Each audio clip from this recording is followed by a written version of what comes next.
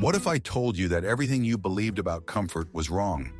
Imagine the endless, icy emptiness of the Great Plains, where the wind blows unimpeded for hundreds of miles and pierces everything alive. Here, in conditions where temperatures drop to critical levels that can kill an unprepared person in a matter of hours, people slept soundly without central heating. We are used to thinking that warmth comes from radiators, thick walls, and electric heaters, without which survival seems impossible. However, the indigenous peoples of America have proven for centuries that industrial-era technology is not necessary to create comfort in the middle of an icy hell. Their secret was not in fighting nature, but in a deep understanding of the physics of heat, air movement, and the properties of natural materials.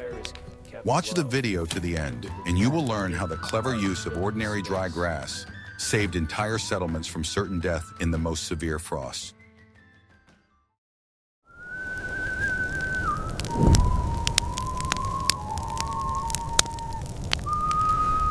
Are you ready to learn the truth that cold cannot actually be defeated by force?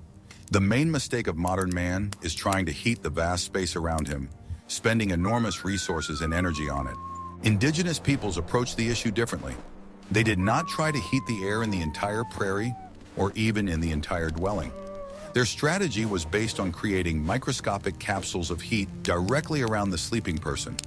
It was a philosophy of conservation rather than production, where every degree of heat emitted by the body was considered a precious resource. Instead of burning huge fires that required a lot of wood and attention, they learned to conserve their own radiation. These people's understanding of thermodynamics was intuitive, but remarkably accurate on a scientific level. They knew that air was the best insulator, but only if it was still and trapped in a closed space. Their entire survival system was based on creating multiple layers of dead air that prevented the cold from reaching their skin. This is similar to the principle of a modern thermos or multi-layer glass window, only instead of glass and plastic, they used skins and grass. The skill lay in finding a balance between the ventilation necessary for breathing and the air tightness required to retain heat. Any mistake in this delicate calculation could result in a person simply not waking up in the morning. They perceived their dwelling and bed not as furniture, but as a complex life support system. Every element, from the location of the entrance to the thickness of the bedding, had its own strictly functional purpose. There was no place here for random things or decorative elements that had no practical use for survival. The aesthetics of their daily life were inextricably linked to efficiency, where the beauty of an object was determined by its ability to protect against death. It was this pragmatic approach that allowed them to settle in regions with climates that we today consider extreme. This tear needs careful mending, Bluebird. The storms are coming. I am using the strongest sinew, Father. It will not break. I'm very interested to hear your point of view. What do you think about this approach to resources? Preserving what we have rather than producing new things at any cost? Write about it in the comments. And don't forget to subscribe to the channel so you don't miss the next analysis of historical facts.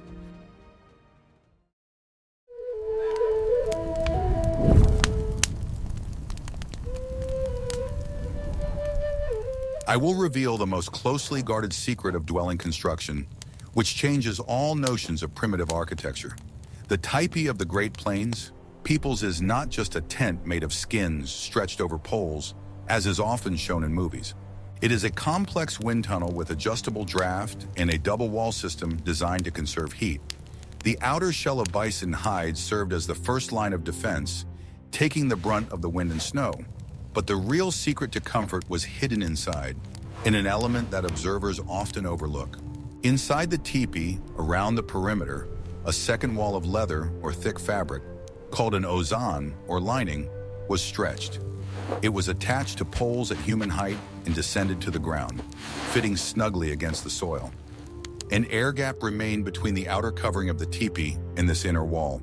Cold air entering from below under the outer covering did not enter the living area. It was heated by the internal heat and rose up through this gap, creating a draft for the smoke. This double wall system functioned like a modern ventilated facade, providing constant circulation without drafts. The living area remained protected from direct wind, enclosed in a kind of warm cocoon. Even when a blizzard raged outside, a stable microclimate was maintained inside. Smoke from the hearth did not hang in the air, but was drawn upward thanks to this artificially created draft. This made it possible to keep the fire burning inside the dwelling without the risk of suffocation. The structure of the teepee was shaped like a sloping cone, which was also not a random decision by ancient architects. The back wall was steeper and was placed against the prevailing winds to withstand the pressure of the storm. The smoke hole at the top was regulated by two valves, which were controlled from the outside using long poles. By changing the position of the valves, the inhabitants could precisely adjust the draft depending on the direction of the wind. It was a dynamic architecture capable of adapting to the weather in real time. In winter, the lower edge of the outer covering was tightly covered with snow or earth, creating additional insulation. Snow is known to be an excellent heat insulator due to the large amount of air between the snowflakes. Thus, nature itself helped to insulate the dwelling, turning snowdrifts into a protective barrier. Inside, the earthen floor was often covered with a thick layer of sage branches or grass. This plant carpet created an air cushion, blocking the cold coming from the frozen ground. But even perfect walls won't save you if you have nothing to sleep on. In the next chapter, you'll learn how the warmest bed in history was created without the use of springs or foam rubber.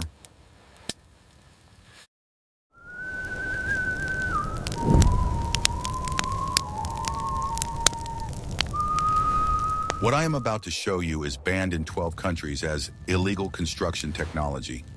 But for Native Americans, it was the norm. I'm joking, of course, but their approach to creating a place to sleep really does defy all our ideas about beds.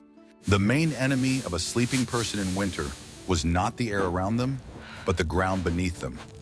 Frozen soil can draw heat from the body dozens of times faster than cold wind. Therefore, the first task was to create a powerful insulating platform that separated a person from the planet. The basis of this system was the so-called willow mats, structures resembling blinds made of thin twigs. Willow twigs were strung on tendons parallel to each other, forming a strong and flexible floor. This mat was laid on the ground or on low wooden supports, creating the first air gap. Willow rods have unique elasticity and a porous structure, which made them an excellent material for the base. In addition, such a bed could be rolled up and transported to a new location in a matter of minutes. In permanent dwellings, such as the longhouses of the Iroquois or the dugouts of the Mandan, raised wooden platforms were built. The sleeping areas were located half a meter or a meter above the floor, along the walls. Warm air, as we know, rises, so sleeping on a raised platform was always warmer than on the floor. Firewood or utensils were often stored under the platforms, which created an additional buffer against the cold. This was a rational use of the vertical space in the dwelling. A thick layer of dry grass, moss, or pine needles was laid on top of willow mats or wooden platforms. Bison grass was especially prized because it retained its volume and elasticity even when dry. This layer could reach a thickness of several tens of centimeters, functioning like a modern orthopedic mattress. The grass created thousands of microscopic air pockets that completely blocked the transfer of cold from below. This natural material was free, accessible, and easily replaceable as it wore out. Rough, thick skins of old bison or bears were laid on top of the grass with the fur facing up. The stiff pile of these skins did not crumple under the weight of a person, preserving the air layer. These lower skins acted as the foundation of the sleeping system, providing insulation and cushioning. It was important to treat the leather properly so that it would not absorb moisture from the ground and grass. The leatherworking skills of the tribe's women played a decisive role here. Creating such a bed required time and knowledge, but the result exceeded all expectations. A person could sleep warmly, even if the fire in the hearth went out by morning. Like this if you would like to try spending a night on such a natural and eco-friendly bed.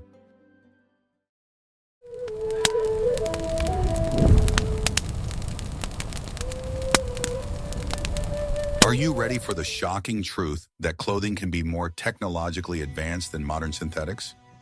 The main element of the sleeping system, its blanket and duvet at the same time, was the famous buffalo robe. It was not just a removed skin, but a carefully crafted product with phenomenal thermal insulation properties.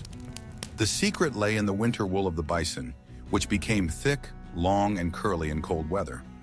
This wool retained air better than any other material available at the time. The process of creating such a robe took many days of hard work, mainly by women. The skin had to be cleaned, softened with animal brains, and kneaded for a long time to make it as soft as fabric. If the skin remained stiff, it could not fit snugly around the body, leaving gaps for cold air to enter. The soft skin draped around the sleeper, sealing the warmth inside the cocoon. This was a case where the quality of the finish directly affected survival. They usually slept wrapped in a cloak with the fur inside, close to their bodies. The wool created a layer of air directly against the skin, which was instantly warmed by the body. The leather side of the skin, facing outwards, acted as a windproof membrane. It did not allow drafts to pass through and kept the warm air inside the pile. This orientation of the materials was the only correct one from a physical point of view. The technique of wrapping oneself in a cloak was a special art that was learned from childhood. A person would lie down on the edge of the skin and roll over, tightly wrapping it around themselves. The edges at the feet and head were tucked in, creating an airtight cocoon similar to a sleeping bag. In this position, heat loss was minimized as the surface area was minimal. Even the nose was often hidden in the fur, breathing through the wool to warm the inhaled air. Often, not one but two capes were used if the frost was particularly severe. The second cape could be laid with the fur facing outwards or used as a shared blanket for several people. The weight of such skins was considerable, but it was precisely this weight that ensured a snug fit and a feeling of security. As we know today, a heavy blanket promotes deeper and more restful sleep. For people living under constant stress, this was important. But the dye also clogged the pores of the skin, making it even less permeable to the wind. Here, decoration went hand in hand with functionality. A personal cape was one of the most valuable possessions of an Indian. But insulation alone is not enough. A source of heat is also needed. In the next chapter, you will learn how they manage fire so as not to burn alive or freeze to death by morning.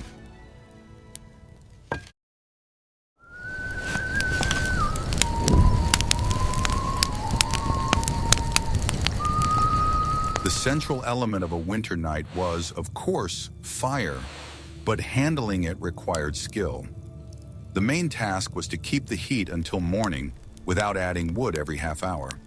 To do this, they used a technique called banking the coals, where smoldering logs were covered with ash. The ash restricted oxygen access, slowing down combustion, but keeping the heat inside the pile. Such a sleeping fire could radiate gentle heat all night long without requiring attention. The choice of wood for a night fire was critically important and allowed for no mistakes. Preference was given to hardwoods, which burned slowly and hotly without producing sparks. Sparks, shooting wood, were deadly dangerous, as they could burn through skins or set dry grass beds on fire. Therefore, coniferous species rich in resin were not used for night heating. This was a safety technique written by the bitter experience of generations. The hearth was located strictly in the center of the teepee, under the smoke hole for optimal draft. A stone circle was often laid around the hearth, which not only limited the fire, but also served as a heat accumulator. The stones heated up in the evening and gave off heat when the flames died down. It was the simplest radiator, operating on the principle of heat transfer inertia. The hearth was small in size. A huge fire in a teepee would have created unbearable heat and draft. There were also more complex hearth designs, such as those with underground air supply. A channel was dug from the outside directly to the base of the fire, providing a supply of fresh air for combustion. This allowed the fire to burn cleaner, without smoke, and without sucking oxygen out of the living area. Such an engineered fire required effort to build, but it paid off in comfort. Clean air ensured that people would wake up without headaches. At night, the fire was often covered with a flat stone or a special ceramic lid with holes. This turned the open hearth into a kind of oven that radiated infrared heat, but did not give off light. Darkness was important for a good night's sleep, and an open flame could be disturbing. In addition, it provided additional protection against rolling embers. The safety of sleepers was always a priority. This eliminated the painful procedure of lighting the fire with frozen hands at dawn. Keeping the fire going was a sacred duty, often entrusted to older women. Losing the fire in winter was tantamount to disaster, but sometimes even the perfect fire was not enough. And then the heavy artillery of ancient heating came into play.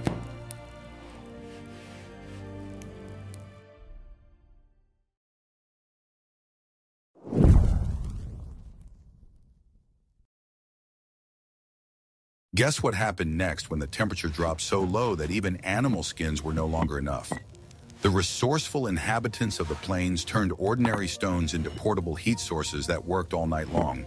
The stones were heated in a central hearth to a high temperature, but not red hot so that they would not crack. For this purpose, rounded river boulders or volcanic rocks that retained heat well were chosen. Limestone or layered stones could explode when heated, so they were avoided. The hot stones were carefully removed from the fire with tongs or deer antlers. They were wrapped in old pieces of leather or thick grass to prevent burns from direct contact. This bundle became a powerful heating pad that was placed under the blanket at the feet. The heat from the stones slowly spread inside the sleeping cocoon, warming the most vulnerable place. It was spot heating, working where it was most needed. Sometimes stones were buried in the ground directly under the sleeping area at a shallow depth. A layer of earth was poured on top and bedding was laid, creating a warm floor effect. The earth distributed the heat evenly and gave it off for 6 to 8 hours. Sleeping on such heated ground was incredibly comfortable, even when the air in the teepee cooled down. This method required preparation, but provided a royal level of comfort. Stones were also used to heat water or herbal infusions before bedtime. By throwing a hot stone into a leather wineskin or wooden bowl of water, boiling water could be obtained in seconds. A hot drink before bed helped warm you up from the inside and relax your muscles. The warm steam also humidified the dry winter air, making it easier to breathe. Stone was a versatile tool in everyday life. There was a practice of using large flat stones as body warmers. The heated stone was wrapped in cloth and pressed against the stomach or back. This not only helped to warm up, but also relieve muscle or joint pain after a hard day. Heat therapy was part of their medicine and sleep hygiene. The stone gave off the energy of the sun, accumulated during the day or in the fire. This allowed them to survive the night in the open steppe without a tent. The invisible fire saved their lives without giving away their position. In the next chapter, you will learn how they prepared for the cold by taking care of the most important thing, their own bodies.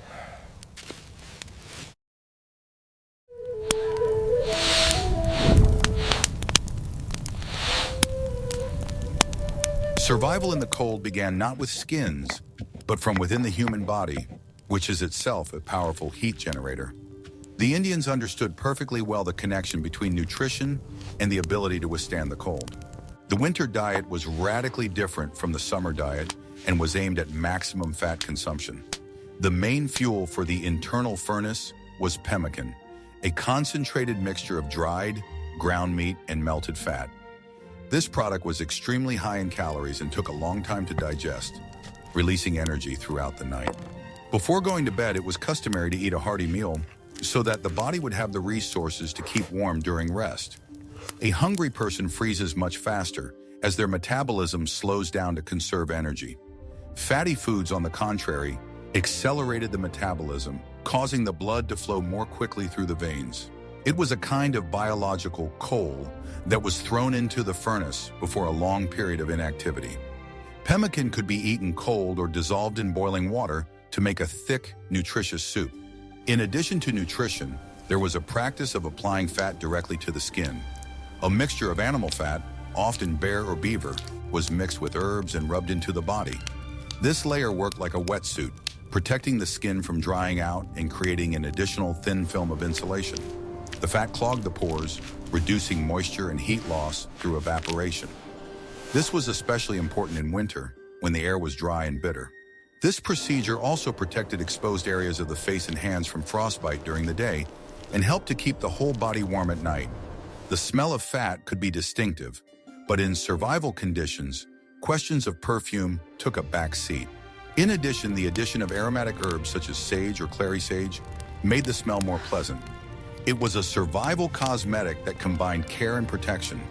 The skin remained supple and healthy even in the wind. Thus, humans were not passive objects that needed to be wrapped up. They were active participants in the process of thermoregulation.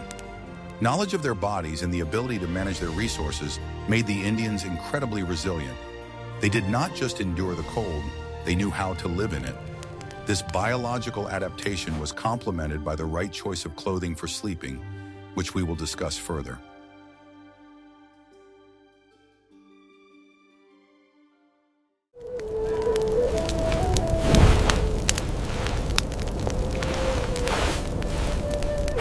Contrary to popular belief, sleeping in full winter gear was not the best idea, and the Indians knew it.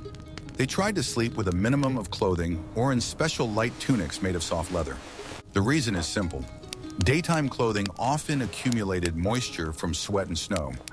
Sleeping in damp clothes meant freezing, as water conducts heat 25 times better than air. Therefore, the main rule was only dry clothes in bed. Outer clothing, heavy fur coats, and leggings were taken off and hung by the fire or placed under the head. This allowed them to dry overnight so that they could be worn warm and dry in the morning. If a person remained in their clothes, they would be compressed under the weight of the body and cloaks, disrupting blood circulation. Freedom of movement and blood flow were more important than an extra layer of fabric. The body needed to rest and breathe. Special attention was paid to the feet. Moccasins had to be taken off. Wet moccasins could turn into ice blocks overnight, which would be impossible to put on in the morning. They were carefully dried by stuffing them with dry grass, which absorbed any remaining moisture. People slept either barefoot inside a fur cocoon or in special loose sleeping moccasins made of soft leather with fur inside. Dry and warm feet are the key to a warm sleep. If the cold was extreme, they wore several layers of thin, dry clothing, creating an onion effect. The air between the layers worked better than one thick fur coat, but they always made sure that nothing was too tight or constricting. Elastic bands, ties, and belts were loosened or removed. Blood had to be able to warm the periphery of the body unimpeded. Even in camping conditions, soldiers tried to dry their shoes and change their socks, grass footcloths, before going to sleep. This required discipline when you were exhausted. But laziness was punished by frostbite. Taking care of oneself was part of the survivalist's professionalism. All these individual techniques worked even more effectively when people worked together. Sleeping together was a powerful survival technique.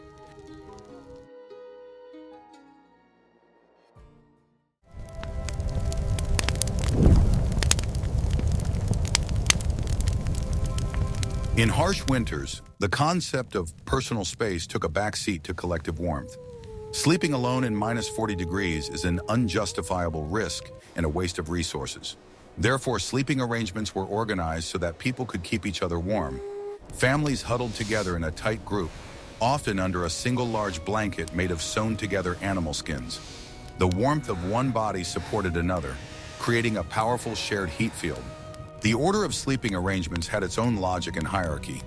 In the center, in the warmest place, the most vulnerable were placed: small children and the elderly. Adult men and women lay down at the edges, protecting them with their bodies from the cold coming from the walls. It was a living battery, where each element supported the functioning of the system. Such closeness also strengthened social ties and a sense of security.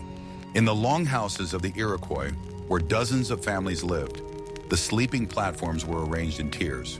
The upper tiers were the warmest, so children were sent there.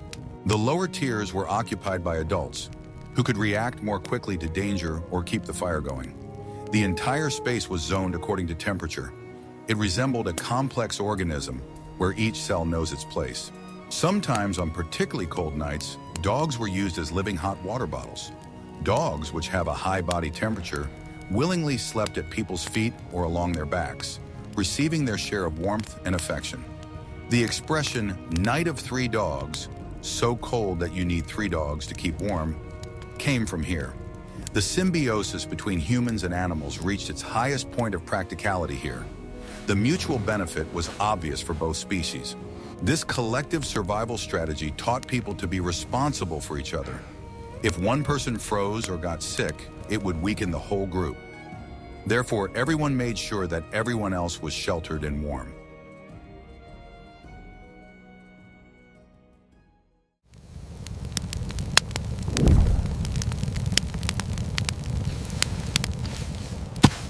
Survival is not only about physics and physiology, but also about state of mind. The Indians treated winter and cold without fear, but with deep respect. Panic, self-pity, or despair killed faster than frost, as they deprived people of the will to act. The cultivation of resilience began at birth. Winter was not perceived as a disaster, but as a time of rest for the earth and people, a time for stories and crafts. Instead of fighting the cold, they learned to accept it as a given. "Cold is our grandfather, he is harsh but fair," said the elders. This attitude reduced psychological stress. People did not waste energy on anger or irritation because of the weather. Peace of mind helped to maintain physical warmth. Long winter evenings and nights were filled with oral creativity. Telling legends, myths, and stories while the wind howled outside created a special atmosphere of comfort. It distracted from the discomfort and brought people together. The storyteller's voice was an anchor that kept reality within the bounds of normality. Culture flourished precisely around winter hearths. The ability to wake up in the cold and immediately start working required tremendous willpower. Climbing out of a warm cocoon into a frozen teepee was a feat that was accomplished every morning. Rituals and routines helped overcome this barrier. Everyone knew their duties: who would stoke the fire, who would bring snow for water, who would check on the horses. Action got the blood flowing and dispelled sleepiness. They knew how to find beauty in the winter landscape, to see signs in the patterns of frost. Aestheticizing the harsh reality was a defense mechanism of the psyche. The world around them was not hostile, just austere. Harmony with nature meant accepting all its manifestations, including the deadly cold.